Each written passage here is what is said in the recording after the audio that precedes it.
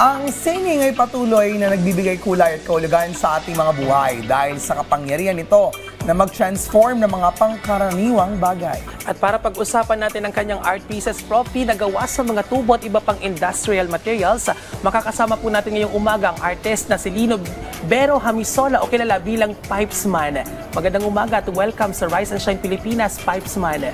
Magandang umaga po sa inyong lahat. Morning. We can Thank call you you for having Pipesman, me. ah. Opo. Pipesman, balita namin, talagang gumagawa ka ng art pieces gamit ang mga tubo at napaka-unique nito, itong klaseng gantong karera, no? Bakit yan ang pinili mo? Paano ka nagsimula? Naalala ko nung bata ako, no? May kalaro ako, marami siyang mga Lego bricks and mga puzzle toys, mga ganyan. So, I was entertained and fascinated ako sa mga bagay na ina-assemble and assemblage, mga ganyan. At bumubuo ng form out of those objects. So, after playing, balik sa bahay, siyempre, hindi ko naman pwedeng iuwi yung toys niya, di ba? So, inisip ko, ano bang meron ako sa bahay, di ba?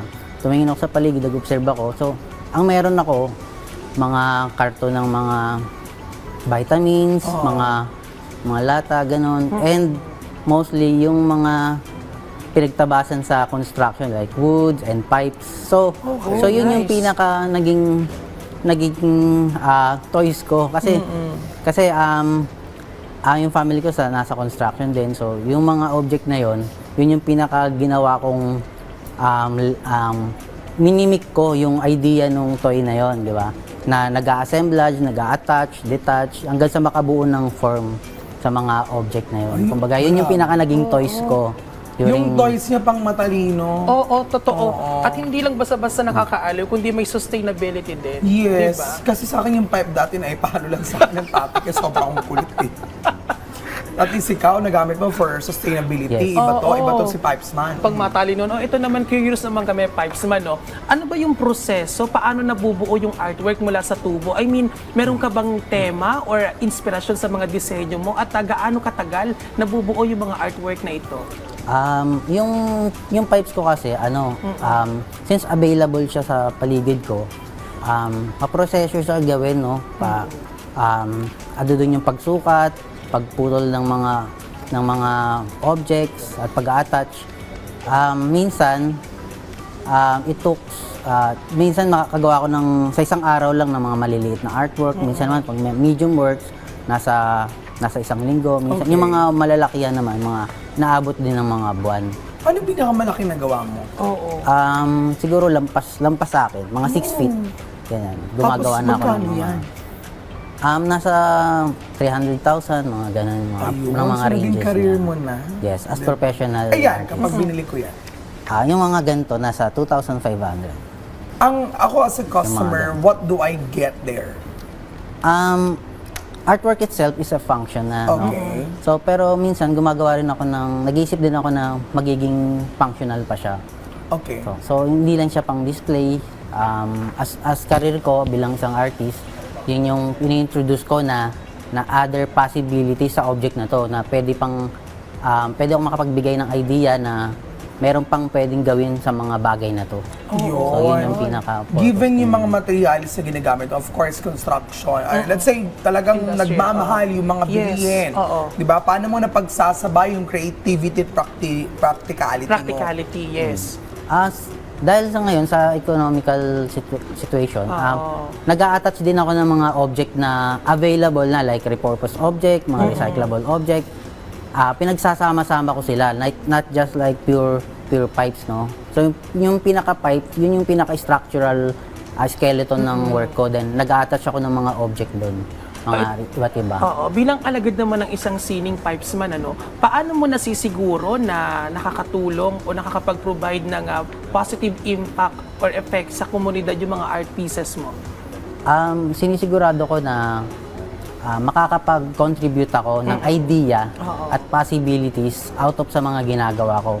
Like, yung mga naiisip ko, may naisip pa akong gawin na pwedeng gumawa ng dog wheelchair out of PVC pipes, mga ganon, and then mag-attach ng mga ibang object para naman yung contribution ko sa community, since na-observe ko sa paligid na may mga disabled na mga dogs, mga may mga na-paralyze sa mga animal sanctuary. So, naisip ko na mag-develop din ng ganong object para magamit din, 'di ba? Yung kumbaga Ayun. function niya. Oo. So, hindi lang pala ito basta libangan, parang naging passion na rin ni Pipes man. Yes, career na nga niya, Oo, di ba? tama. Tawag dito, kasi, you know, you're being called as Pipes.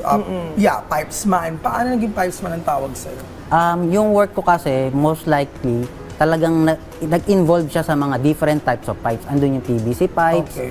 PPR pipes, conduit pipes, metal pipes, yung copper pipes, iba't ibang mga tipo ng pipes. Kaya I introduced myself as pipes man. Pipes man. And then nag-attach din ako ng mga iba't ibang industrial object dun sa mga work ko. Kapag nakita ng mga tao yung mga gawa mo, anong gusto mo maramdaman nila? Oo.